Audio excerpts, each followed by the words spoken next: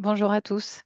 Aujourd'hui, on va vous parler de Climatera, la dernière exposition de matériaux, procédés et systèmes innovants de l'Innovatech. Euh, un petit rappel avant de ce que c'est FCBA, très rapidement. Donc FCBA, c'est un institut technologique, l'Institut technologique du bois, de la construction et de l'ameublement. L'objectif de notre institut, c'est de promouvoir le progrès technique et l'innovation, de contribuer à l'amélioration de la performance et à la garantie de la qualité dans l'industrie, et de mettre nos valeurs techniques et humaines au service de nos actions et des filières qu'on accompagne. Donc, les filières qu'on accompagne à FCBA, donc, ce sont toutes les filières qui touchent au bois, de la forêt avec la sylviculture, ensuite au niveau de la première transformation, donc la récolte forestière par exemple, ensuite le bois de deuxième transformation et le bois dans la construction. On travaille avec la filière aménagement des espaces de vie et on a des compétences transversales, notamment en environnement. Et donc, l'Innovatech fait partie du pôle aménagement des espaces de vie. Donc, au sein du pôle aménagement des espaces de vie, on accompagne fabricants et distributeurs de meubles domestiques professionnels, multimatériaux, que ce soit pour l'intérieur ou pour l'extérieur. Donc, en termes d'implantation, l'activité dont on va parler aujourd'hui, donc Innovatech, est implantée au niveau du siège social, donc à Champs-sur-Marne, en région parisienne.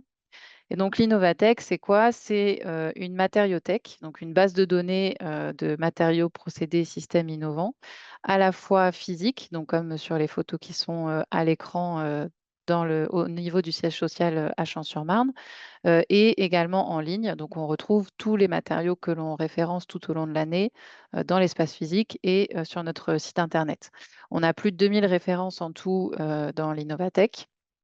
Ces références sont disponibles sur abonnement.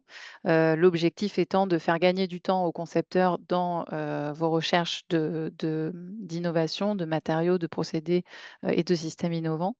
Et également, tous les ans, on crée une exposition pour présenter les dernières références qu'on a identifiées à travers des thèmes.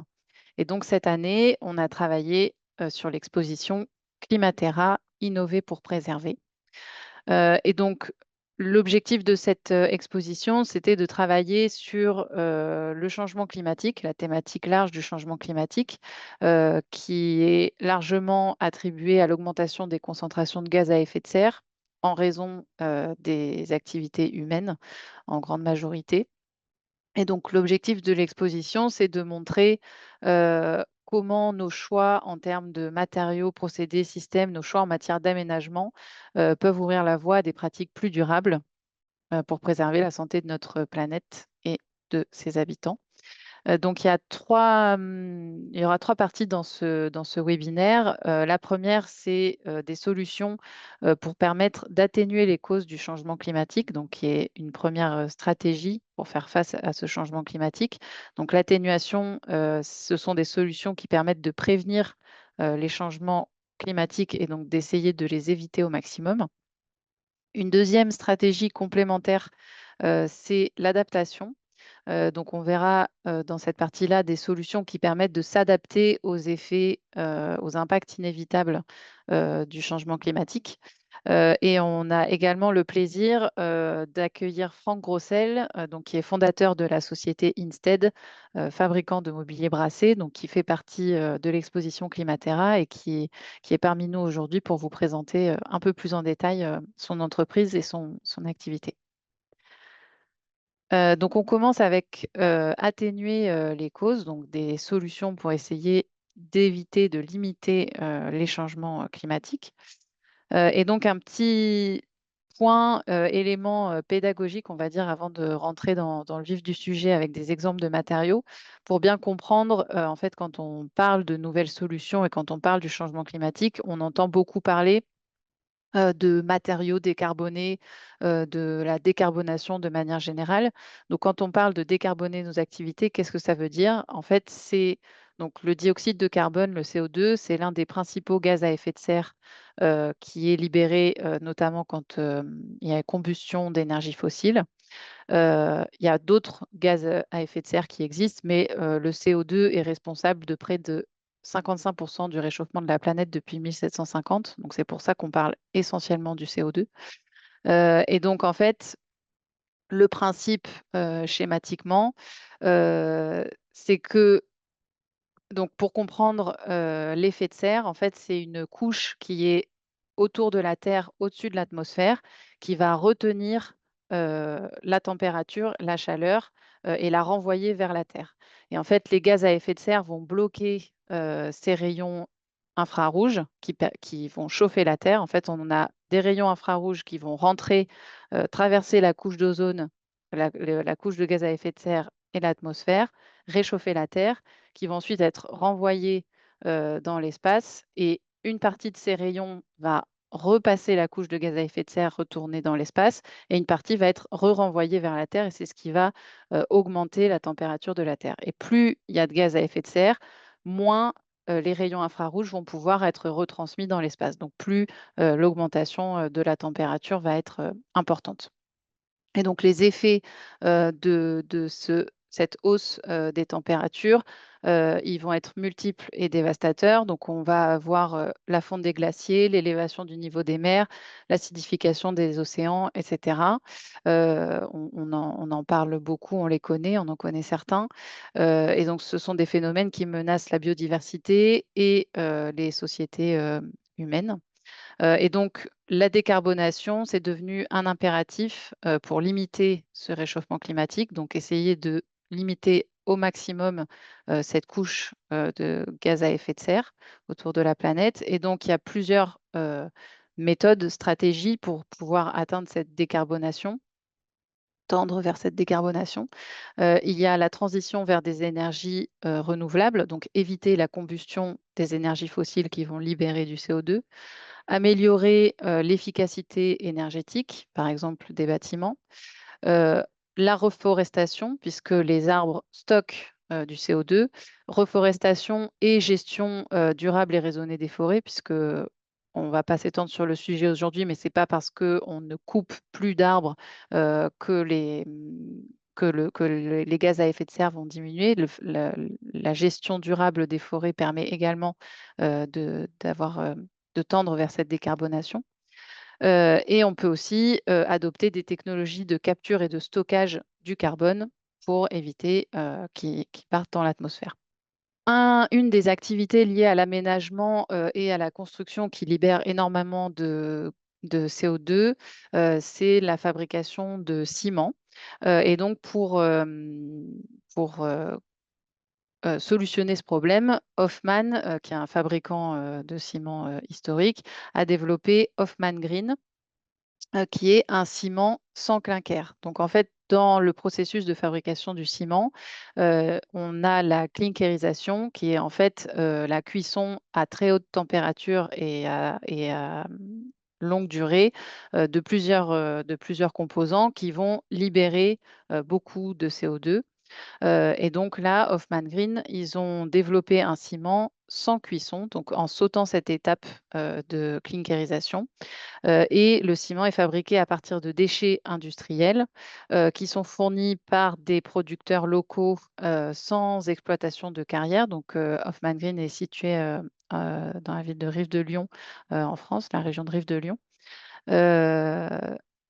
Et donc, le ciment est activé à froid, donc pour éviter la cuisson, la clinkerisation et diminuer l'empreinte carbone de la fabrication du ciment. On voit ici dans cette vidéo un peu plus d'explications sur cette référence.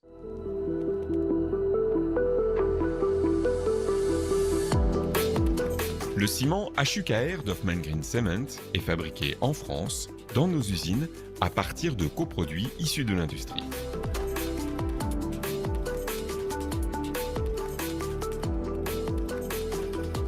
HUKR ne contient pas de clinker et possède la plus faible empreinte carbone du marché.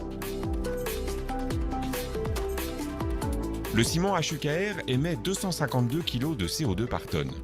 Comparé aux 881 kg par tonne d'un ciment Portland traditionnel, HUKR divise par 3,5 les émissions de CO2. HUKR est un ciment de classe de résistance 52,5. Il présente une résistance de plus de 52 mégapascales à 7 jours et de plus de 63,8 mégapascales à 28 jours. HUKR est proposé en vrac ou en big bag d'une tonne pour la formulation de béton prêt à l'emploi. HUKR peut être utilisé dans toutes les applications courantes du domaine de la construction, bâtiment, génie civil et énergie renouvelable, maison individuelle, aménagement extérieur et voirie. HUKR possède des qualités mécaniques et une facilité d'usage reconnue par les professionnels qui le mettent en œuvre au quotidien sur leur chantier.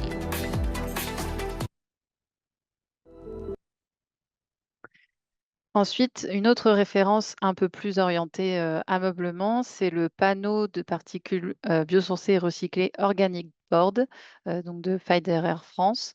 Donc, ce panneau est fabriqué à partir de 100% de bois recyclé post-consommation et utilise un liant 100% naturel qui s'appelle Organic Glue. C'est un panneau qui est donc entièrement recyclé et entièrement recyclable et qui bénéficie de l'étiquetage A+. C'est un panneau qui est certifié, enfin qui est labellisé avec le label Blue Angel, donc qui est un label allemand, qui est la plus vieille certification environnementale dans le monde et qui est une certification assez stricte en matière d'environnement.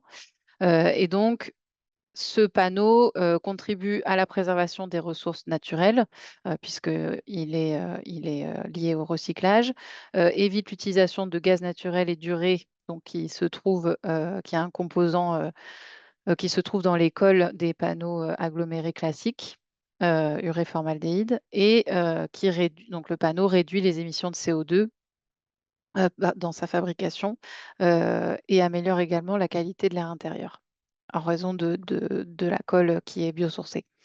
Et donc, c'est un panneau qui convient à toute application dans le domaine de l'ameublement, de la décoration intérieure, et que ce soit pour l'hôtellerie, les services, commerce de détail ou bâtiment public.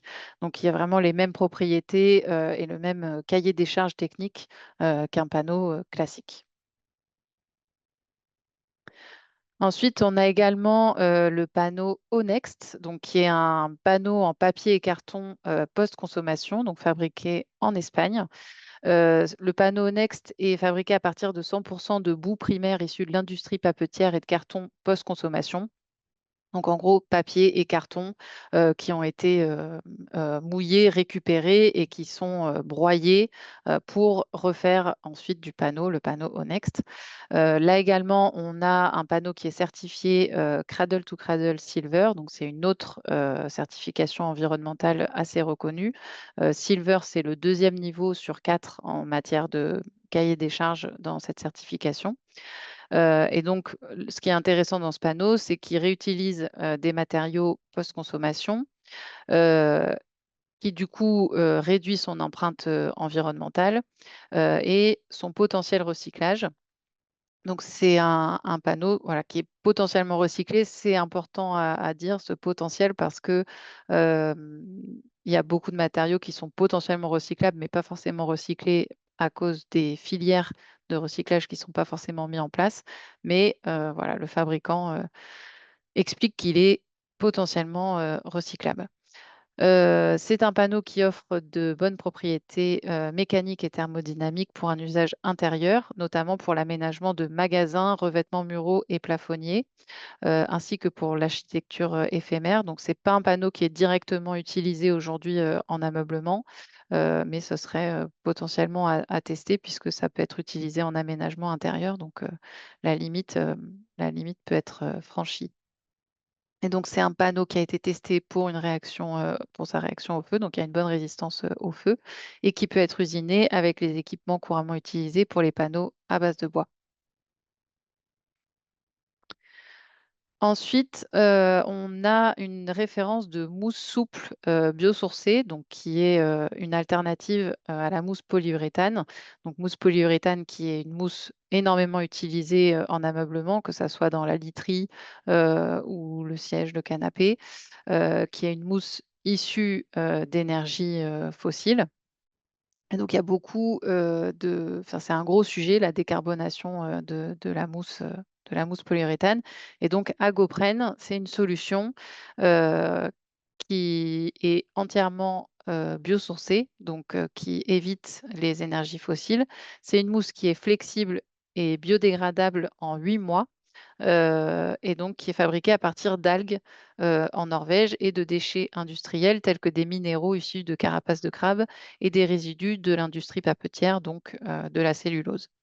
C'est une mousse qui est donc sans produits pétrochimiques, et qui utilise dans sa fabrication 90 d'énergie, renouvelable. Et donc, ce qui est intéressant avec cette entreprise, c'est qu'ils se concentrent, prioritairement sur des applications dans l'ameublement.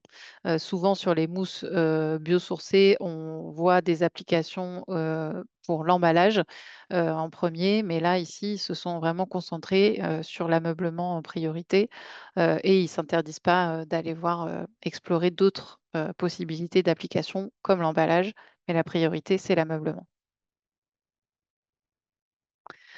Ensuite, on a un matériau souple issu du végétal, donc l'entreprise s'appelle la tannerie végétale. Le matériau, c'est le fili, qui est fabriqué à Villeurbanne en France. Donc l'objectif de ce matériau, qui est conçu sans plastique ni solvant, et sans composants dérivés du pétrole ou de ressources animales, l'objectif de ce matériau, c'est, d'être une alternative au cuir. Donc on ne parle pas de cuir végétal, attention, ça c'est un non-sens. En fait, quand, on parle de cuir, c'est obligatoirement, issu d'une peau d'animal. Donc ce qu'on peut voir, c'est soit du cuir classique, on va dire, qui est tanné, au chrome, qui est, un élément, impactant en termes d'environnement, dans la fabrication de cuir. Soit c'est un cuir à tannage végétal, donc là, on ne va pas utiliser du chrome, mais on va utiliser d'autres composants tels que, du marc de café, des grains de raisin, ou autres. Heu, donc cuir à tannage végétal, mais on est toujours sur une peau d'animal ou des matériaux souples imitant le cuir à base de végétal ou de plastique. Et donc là, on est sur cette alternative-là, donc on ne peut pas appeler ce matériau du cuir, mais c'est vraiment l'objectif de le remplacer. Donc c'est un matériau qui est fabriqué à partir de ressources biosourcées, qui est biodégradable selon les dires de l'entreprise, et qui peut être, mis en forme selon plusieurs méthodes, et on va en apprendre un peu plus avec cette vidéo. La tannerie, ça vient en fait de notre technologie. On utilise des protéines végétales qu'on vient associer à des tanins végétaux. Donc il y a une première étape de pré-étape qui est de fabriquer le mélange de poudre. Ça prend une petite minute en fait de peser. Donc ça va être automatisé plus tard. Pour l'instant, on remplit dans un seau les poudres. Donc maintenant qu'on a choisi et établi la recette des poudres, qu'on a mélangé ensemble, ces poudres elles vont être ajoutées dans un doseur gravimétrique et c'est ce qui va alimenter la machine de mélange. Donc ensuite, la matière va être mélangée à des matières un peu plus liquides également pour être rendue malléable. Elle va cuire en même temps. Et voilà, à la fin de cette étape de mélangeage, les matières sont intimement liées et vont pouvoir révéler tout leur potentiel en termes de matériaux. Maintenant que le mélange est fait, en fait, le gros du travail est déjà terminé. Maintenant, on va passer à une étape de calendrage et en fait, c'est ici qu'on va embellir un peu la matière, qu'on va l'homogénéiser dans son épaisseur et qu'on va l'enrouler. Donc la matière passe entre des rouleaux sous haute pression. Donc elle est finie en termes de température et derrière elle va venir se refroidir jusqu'au bout où elle est enroulée. Et là, ça part chez le client. Ça donne une idée de toute la gamme de couleurs que l'on peut fabriquer en fait grâce à notre procédé. Donc en fonction des recettes, on va mettre plus ou moins de tanins, on va mettre plus ou moins de pigments minéraux, ce qui fait qu'on va avoir toute une teinte des possibles et aussi des textures différentes. Par exemple ici on a une texture un peu plus rugueuse alors que là on est sur quelque chose de vraiment très souple et malléable. Après il y a une autre étape qu'on ne peut pas voir, c'est celle de l'analyse des matériaux. Donc ils vont être caractérisés. En fait on va y tirer dessus, pousser dessus, le plier, le marteler un peu, le frotter avec de la fausse sueur, de l'eau, etc. Et en fait pour voir à quel point il est résistant, il est durable et pouvoir cocher toutes les cases du cahier des charges, souvent du luxe, hein, c'est ce qui nous est demandé. Et donc, ce matériau est biodégradable donc, en milieu naturel. Et là, ici, la personne parle plutôt de maroquinerie, mais ils sont également intéressés pour un développement au niveau de l'ameublement. La tannerie. Ensuite, un autre élément de compréhension pour ce sujet du changement climatique, ce sont les allégations environnementales. Donc, on en parle pas mal en ce moment. Les allégations environnementales, ce sont les déclarations qui sont faites par les entreprises pour parler de l'impact environnemental de leurs produits, services ou activités. Et donc, il y a des lois en Europe et en France pour dire que ces allégations doivent être fondées sur des preuves solides pour ne pas tromper les consommateurs. Euh, le fait de tromper les consommateurs avec des fausses allégations environnementales, ça peut se manifester par l'exagération de bénéfices environnementaux, la dissimulation d'impacts négatifs ou encore l'usage de termes qui soient vagues.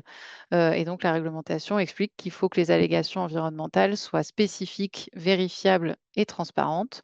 Et donc, pour permettre d'avoir des allégations spécifiques, vérifiables et transparentes, le fait d'avoir des marques de certification et des labels reconnus joue un rôle important dans la validation de ces allégations.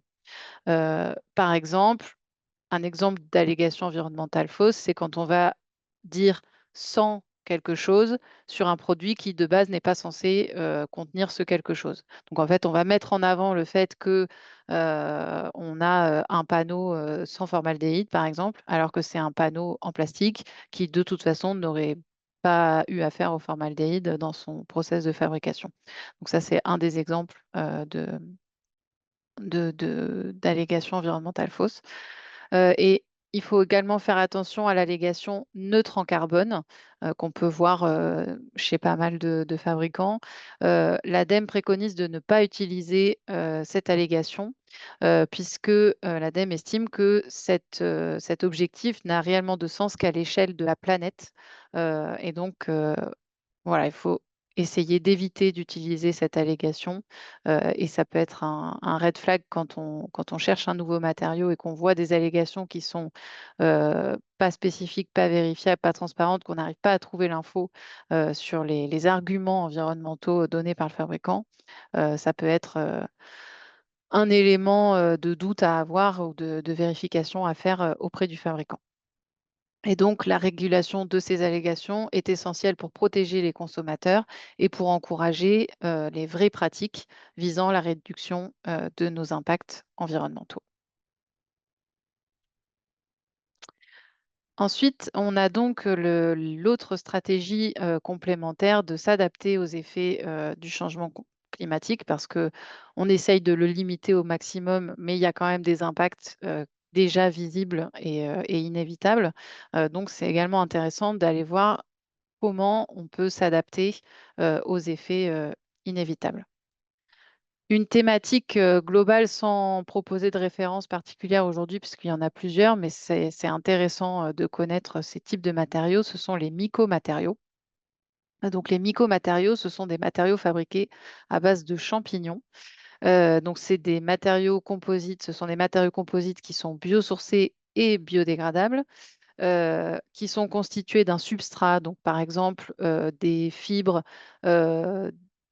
naturelles issues de l'agriculture, des déchets de l'agriculture, et de mycélium de champignons. Donc le mycélium, c'est un réseau de filaments qui se développe en fusionnant avec le substrat. Donc en fait, les fibres, les filaments du champignon vont manger les fibres agricoles et en digérant ces fibres, ils vont former un matériau solide et léger. Et donc, en fait, ces fibres et enfin, ces filaments et ces substrats, le mycélium et le substrat, on le met dans des moules avec des conditions spécifiques de température et d'humidité, d'obscurité et d'obscurité. Et donc, on peut donner à ces matériaux presque n'importe quelle forme. Donc, c'est hyper intéressant en termes de design. Et en termes de de coût environnemental de fabrication, c'est assez faible puisqu'en fait, c'est le mycélium qui est un matériau vivant qui va digérer le substrat et seulement à la fin de cette digestion, on va dire, le matériau est cuit pour stopper le développement du mycélium. Donc après, il y a plus de mycélium vivant.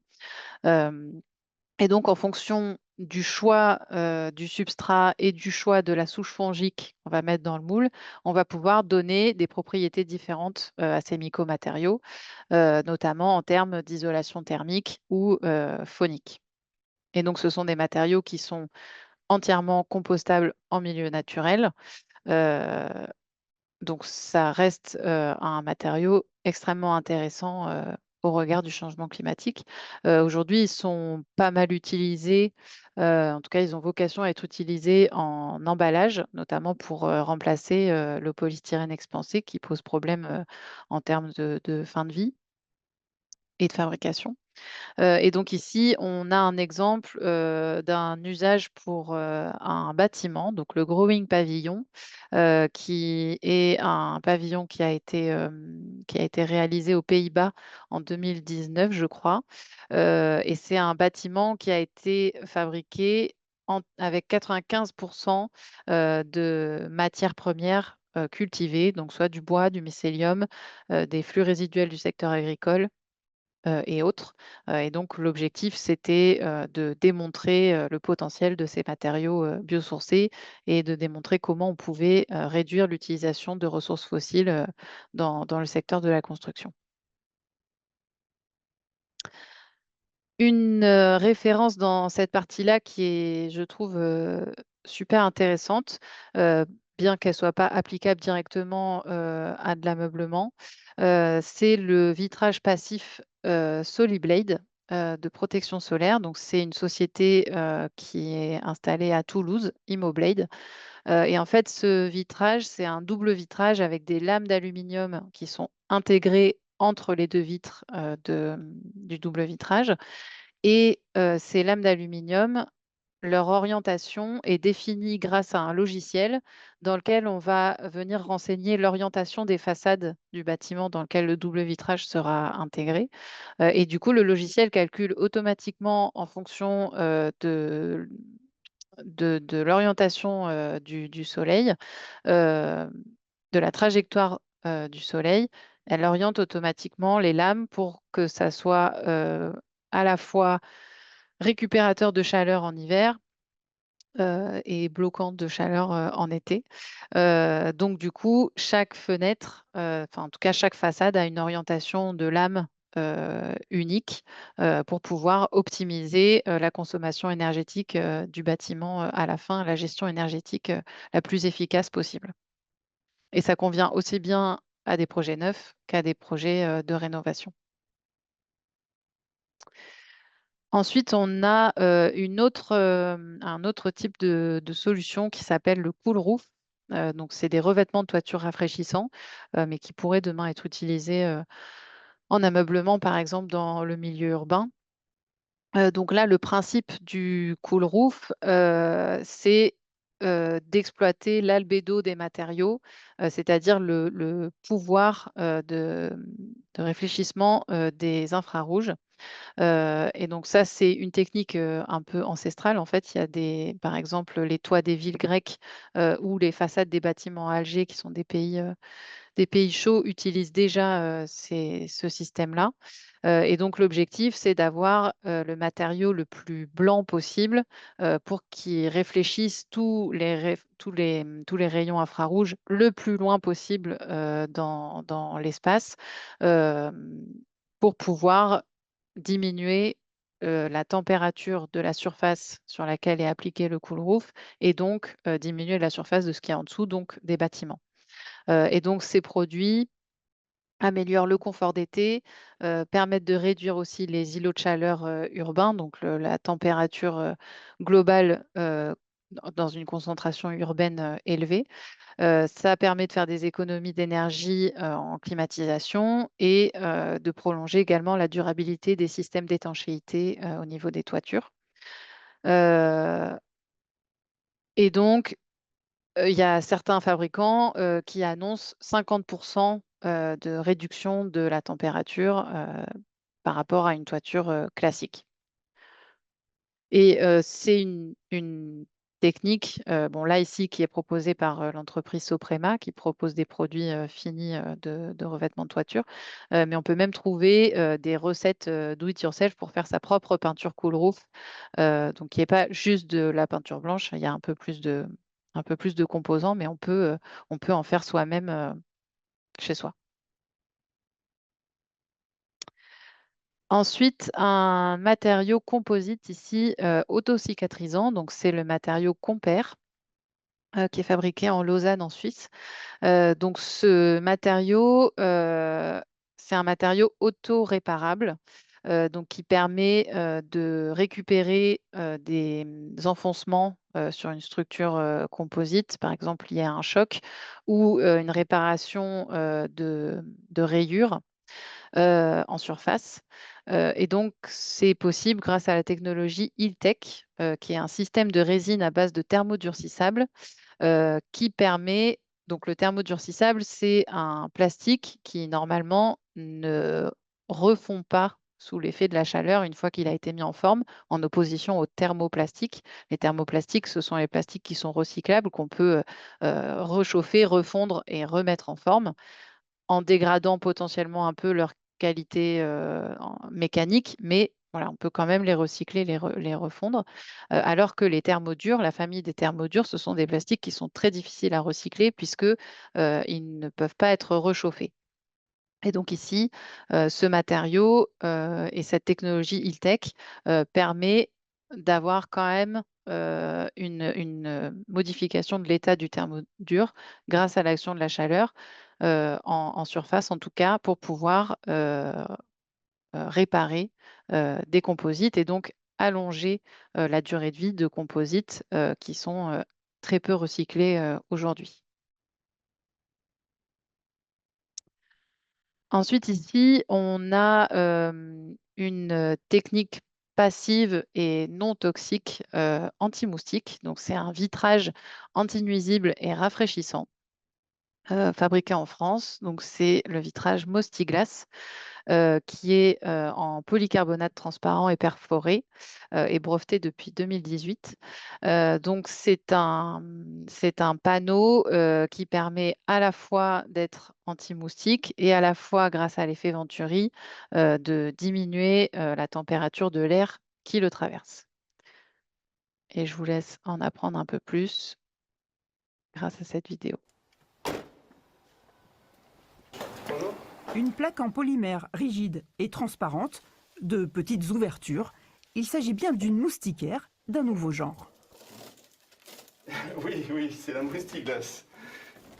Les trous en question sont suffisamment grands pour laisser passer l'air, mais suffisamment petits pour que les moustiques ne puissent pas passer.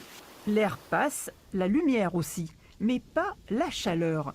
L'astuce, c'est la forme des trous, ovales et coniques, percés en entonnoir. Explication.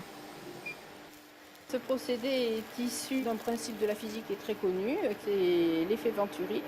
L'air est accéléré dans ce petit trou et la pression diminue et ensuite la température.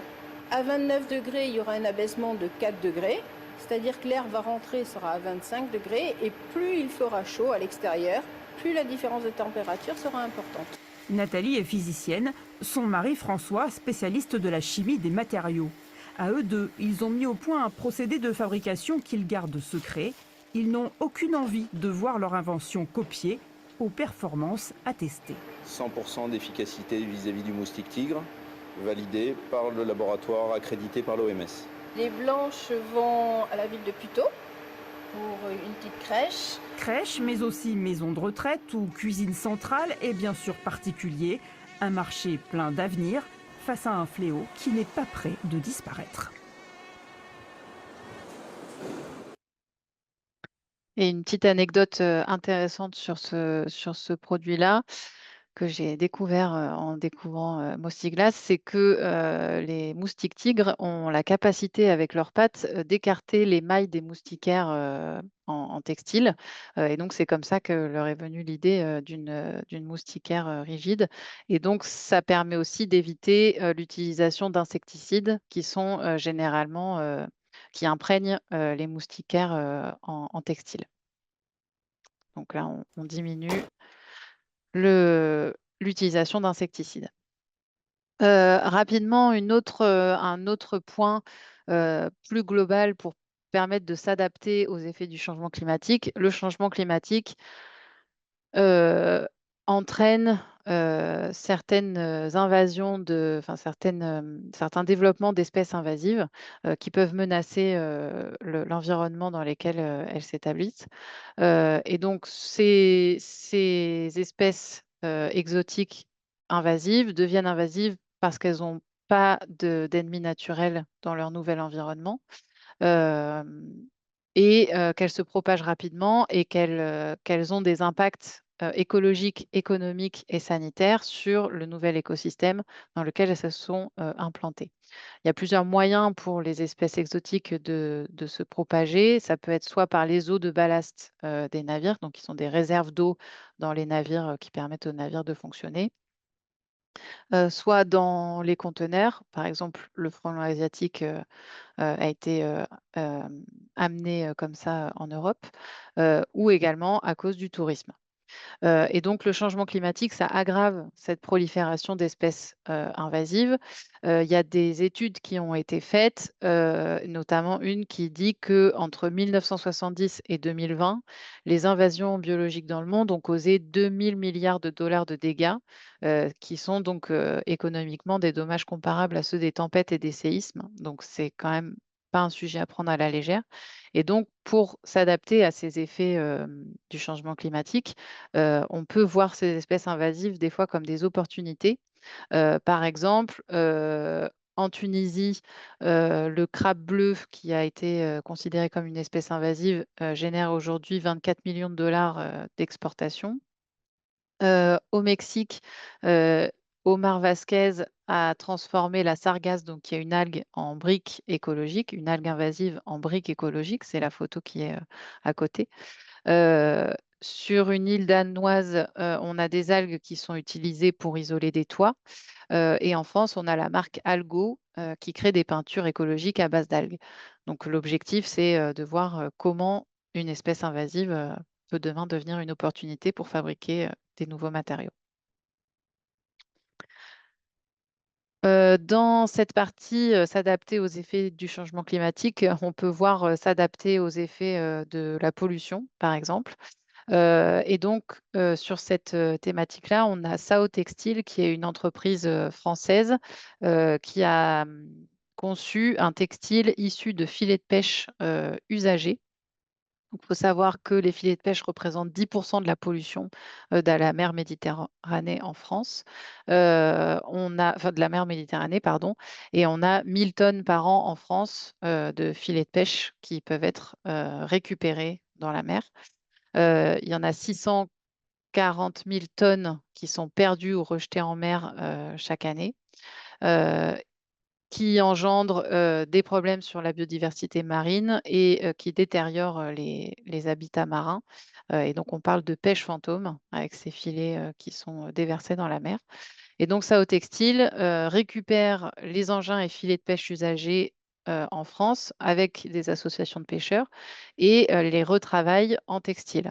Donc, ils ont mis au point un procédé de valorisation sans ajout de matières chimiques.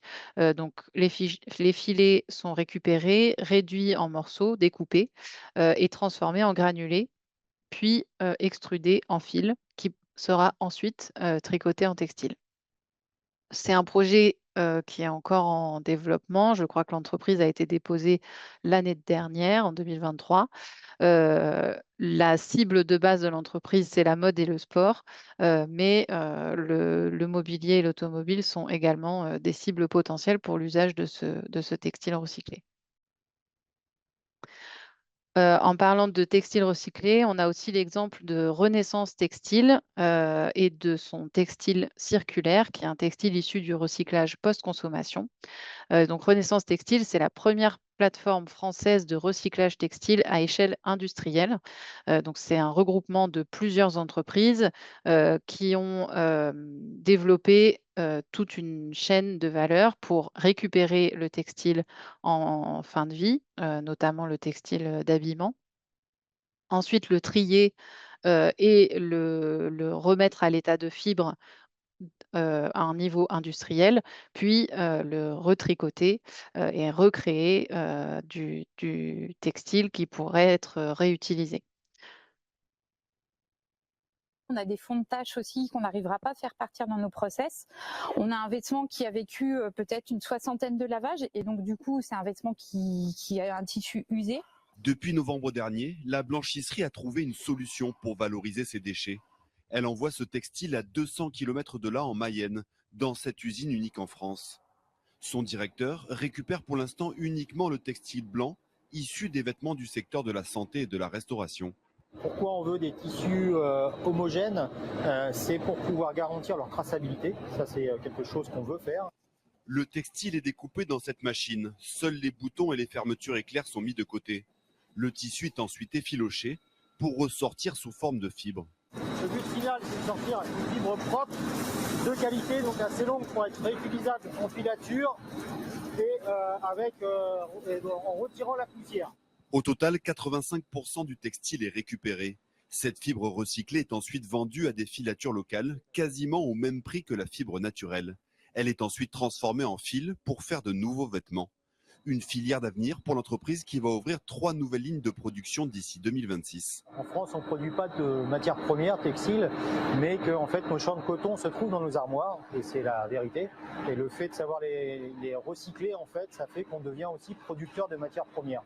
À moyen terme, l'entreprise a l'ambition de s'attaquer au recyclage de nos vêtements du quotidien. Chaque année en France, nous consommons 800 000 tonnes de textiles, essentiellement importés d'Asie. Voilà, donc ici, il parle essentiellement d'habillement, mais l'entreprise a également la volonté d'élargir le champ du recyclage au textile d'ameublement. Rapidement, donc ici c'est le matériau Polymab, donc qui est une brique alimentaire recyclée et recyclable. Donc c'est un matériau qui est fabriqué avec des briques alimentaires recyclées, par exemple des bouteilles de lait ou autres, donc sont fabriquées avec du polyal, donc qui est un mélange d'aluminium et de polymère. Et donc, ce nouveau matériau permet de fabriquer des produits divers et variés, notamment d'ameublement. Un exemple de projet fabriqué avec le Polymab, ce sont les estrades du Futuroscope, de la scène là où il y a la fontaine à eau et le spectacle fin de journée aquatique. Toutes les estrades ont été faites avec ce Polymab. Et enfin, une référence de plastique recyclé.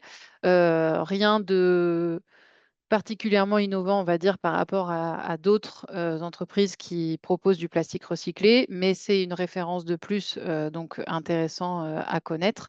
Et donc ici, l'entreprise propose du plastique recyclé, donc monomatière, pour pouvoir être recyclé au maximum en fin de vie. Et l'entreprise propose un service d'étude des déchets des entreprises pour pouvoir réutiliser les déchets d'une entreprise, les recycler et les réinsérer dans cette entreprise, par exemple pour faire de l'aménagement de bureaux ou autre. Donc c'est une démarche qui est intéressante. Et je vais maintenant laisser la parole à Franck Grossel, donc fondateur d'Instead. Merci beaucoup d'être avec nous. Merci à vous déjà pour le début de cette présentation et bonjour à tous. Est-ce que vous m'entendez correctement? Ça va être ma première question. Super. Donc, je m'appelle Franck Grossel, je suis le fondateur d'Instead et Instead, c'est, comme vous l'avez vu un petit peu plus tôt, du mobilier brassé. Chez Instead, on se considère comme brasseur de mobilier. C'est un peu comme être ébéniste, sauf que à la place du bois, on va utiliser les céréales issues du brassage de la bière. et je n'arrive pas à passer les slides. J'avais Alors, pourtant l'accès, mais si Justine, vous voulez le faire pour moi, ça sera presque plus simple. Génial, merci. Pour la petite présentation, on a vraiment aimé imaginer un nouveau métier autour de cette nouvelle façon de faire. Et donc en fait, moi, à la base, je suis ébéniste, soucieux de l'environnement, designer produit et accessoirement amateur de bière. C'est un petit peu tout ça qui s'est croisé quand j'étais, en dernière année d'études à l'école de design de Nantes, où j'ai décidé d'associer ma passion pour la bière à mon savoir-faire d'ébéniste, en créant ce concept un peu fou au départ de se dire: «Et si on fabriquait des meubles en bière?» Après l'obtention de mon diplôme, je suis, parti sur, une aventure entrepreneuriale. C'était vraiment quelque chose qui m'a intéressé et dans lequel je trouvais énormément de potentiel pour, notamment, préserver des ressources aujourd'hui, qui se raréfient ou, encore, une alternative à d'autres pétrochimiques et je me suis donc lancé, juste avant le covid, petite période dont on a tous un petit peu entendu parler et j'ai il y a 1 an créé avec mon associé Christophe la première brasserie de mobilier située dans le nord de Nantes où on fabrique aujourd'hui, tous nos produits, enfin toute la matière et tous les produits qui en sont issus. Et donc je l'ai expliqué au début, c'est les céréales issues du brassage de la bière d'un côté, mais de l'autre, tout le monde va se poser la question du liant. Est-ce qu'il y a des résines? Est-ce qu'il y a une colle, qu'elle soit pétrochimique ou non, pour assembler les éléments? Et en fait, la solution, on est allé la chercher également, la sourcer dans nos poubelles et c'est les emballages alimentaires à usage unique biosourcés qu'on ne sait pas recycler en France aujourd'hui. Le PLA, on en a déjà tous entendu parler, c'est issu de l'amidon de maïs. C'est venu contourner la loi, AGEC qui interdisait le polypropylène à usage unique en 2021, en mettant sur le marché du coup des produits plus verts. Sauf qu'aujourd'hui, il n'y a pas de bac de recyclage pour des produits, biosourcés. La filière n'est pas encore, suffisamment développée en France aujourd'hui et donc en fait, on passe auprès de régénérateurs pour collecter donc, et regranuler cette matière, régénérateurs français, qui vont, donc nous livrer cet ingrédient-là et c'est tout. On n'a que 2 ingrédients, ces emballages et la drèche de brasserie de l'autre côté et ces 2 éléments vont être en fait mélangés dans une vis sans fin. C'est une extrusion finalement et on va récupérer une pâte. Cette pâte, on va pouvoir, pendant qu'elle est chaude, la mettre en œuvre dans des semelles, dans des moules en aluminium qui vont être compressés sous une presse hydraulique. Et là, on fait vraiment de la pâte à modeler, mais version adulte. Et on peut donner tout type de forme avec les caractéristiques donc, de transformation du bois, mais aussi les caractéristiques de transformation du plastique. C'est-à-dire qu'on va pouvoir chauffer pour cintrer, on va pouvoir chauffer pour souder, on va pouvoir également colorer dans la masse les produits qu'on propose. D'ailleurs, les petits piétements de table que vous voyez, à la base, ce ne sont que des panneaux plats qui ont été chauffés pour pouvoir former en fait ces piétements. Je ne sais plus quelle est la prochaine slide, mais la filière aujourd'hui, donc elle est bien évidemment 100% française, heu, ultra locale puisque sur la partie drèche de brasserie, en fait, nous, on va se sourcer, heu, du côté de Rennes, dans une brasserie industrielle et juste à côté, à 40 kilomètres, la matière va être séchée. La problématique de cette matière-là, c'est qu'elle est composée à 80% d'humidité. Donc pas d'autre solution qu'en temps normal, allumer, l'électricité pour faire chauffer une résistance et faire évaporer cette matière-là. Sauf qu'on a trouvé en fait un partenaire qui utilise la chaleur fatale d'une industrie voisine, qui incinère des déchets ménagers et qui permet d'alimenter les séchoirs et donc de sécher la matière à moindre coût environnemental. Cette matière, une fois qu'elle est sèche, elle est directement livrée chez nous. Il n'y a pas de broyage, il n'y a pas de regranulation. C'est vraiment une matière brute. C'est la cosse, en fait, l'enveloppe de la céréale d'orge, de blé ou de seigle qui, ont pu être utilisés pour le brassage de la bière et bien entendu, en fonction du type de bière que vous brassez, vous obtenez différentes couleurs. Cette matière, une fois qu'elle est transformée, on peut la vendre sous forme de revêtement, de projets sur mesure. La seule chose que l'on ne fait pas, c'est de la vente au mètre carré. Nous, justement, on a cette, volonté et la raison pour laquelle on se lève le matin, c'est pour créer de la valeur, plus qu'aujourd'hui, pousser des panneaux derrière une machine, en dehors du fait qu'on n'est pas équipé pour faire du volume sur du mètre carré. Mais on propose des projets sur mesure, des produits au catalogue et puis on est toujours ouvert à tout type de demande. En tout cas, la partie fin de vie, qui est toujours un sujet aussi très important. Nous, on n'est pas magiciens, c'est-à-dire que, l'emballage alimentaire qui était pas recyclable à la base, dans une filière, classique en France, notre matériau ne le devient pas plus. Par contre, sur la captation de CO2 est beaucoup plus importante compte tenu de la durée de vie du produit et de l'exploitation des caractéristiques techniques, donc résistantes, imperméables, euh, et aussi esthétiques du coup, parce que c'est ce qui nous permet d'avoir aujourd'hui un visuel très minéral, presque travertin. Et donc nous, en fait, en interne, on a la capacité de rebroyer et réutiliser la matière sans réintroduction de matière neuve, euh, ce qui nous permet déjà d'avoir un procédé, nous, zéro déchet. Et de l'autre côté, en fait, ce qu'on souhaiterait mettre en place un petit peu à l'image des verres consignés dans les festivals, c'est de pouvoir avoir en fait une traçabilité de notre mobilier, puisqu'on travaille principalement avec le B2B, c'est de pouvoir en fait, en fin de vie ou au moment du renouvellement, récupérer les pièces, les restaurer et les remettre en seconde main, ou rebroyer les pièces et en refabriquer d'autres. Je parlais de effectivement sur mesure, c'est ce qu'on aime qualifier les brassages spéciaux. Et aujourd'hui aussi pour préciser, la maturité industrielle du projet, ce qui est déjà très intéressant avec le démarrage de l'activité là qu'on a finalement amorcé depuis un petit peu moins de 6 mois désormais, c'est qu'on fabrique environ 20 pièces de l'heure. Ce qui est déjà une capacité qui n'est pas artisanale, qui est pas non plus industrielle, mais qui, est un bon point de départ pour démarrer et revaloriser de la ressource. L'impact sur le gisement aussi est intéressant puisqu'en fait, quand on parle d'orge, de drèche de brasserie, c'est une matière qu'on peut récolter d'année en année et qui, n'a pas besoin, à la différence d'un arbre, de grandir pendant 10 ans et d'être ensuite, abattu alors qu'il peut encore capter du CO2 pendant une bonne durée. Donc c'est l'intérêt aussi de cette matière qui, en plus d'être de second usage, heu, est renouvelable, est locale.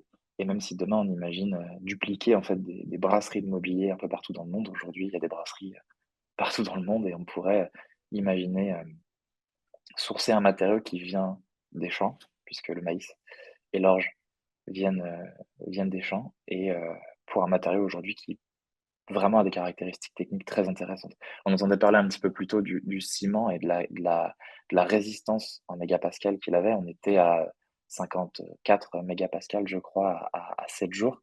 Notre matériau est à 42 mégapascales. On est bien sûr pas aussi résistant que du ciment, mais on en est quand même pas très loin. C'est vraiment quelque chose de très dense. Pour donner une comparaison, on est comme le chêne. Et en imperméabilité, on reprend même pas 4,5 après 28 jours d'immersion. Donc c'est un matériau qui aujourd'hui, en termes de caractéristiques, coche plein de cases. On n'est pas encore, certifié pour aller à l'extérieur, par rapport aux UV notamment, mais c'est des travaux qu'il faut qu'on entame. On revient juste d'Equipotel et on a été challengé là-dessus. Et donc aujourd'hui, merci pour la suite de cette présentation. Nous, on intègre en fait tout le design des produits, des solutions, même la conception des outils, des moules, des machines, et cetera. On intègre aussi maintenant la fabrication. On est 6 aujourd'hui au total, 6 et demi. Faut pas oublier Joy en bas à gauche qui est toujours là pour nous remonter le moral. Et on gère aussi la commercialisation de nos produits. Donc on travaille en B2B, en B2B2B ou alors avec des distributeurs qui, eux, travaillent également avec les professionnels. Tertiaire, hôtellerie, café, hôtel, restaurant ou entreprise, tertiaire classique.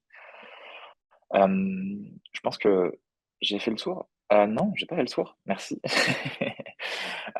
Tous nos produits sont éco-certifiés parce qu'effectivement, c'est bien beau de raconter des choses comme ça, mais on a vraiment voulu voir jusqu'où on pouvait challenger, l'impact de nos produits. Je parle de nos produits et pas de la matière. On a en moyenne 72 de matière recyclée dans les produits qu'on met sur le marché et ils sont évalués quasiment 2 fois moins impactants qu'un produit médian de la même catégorie.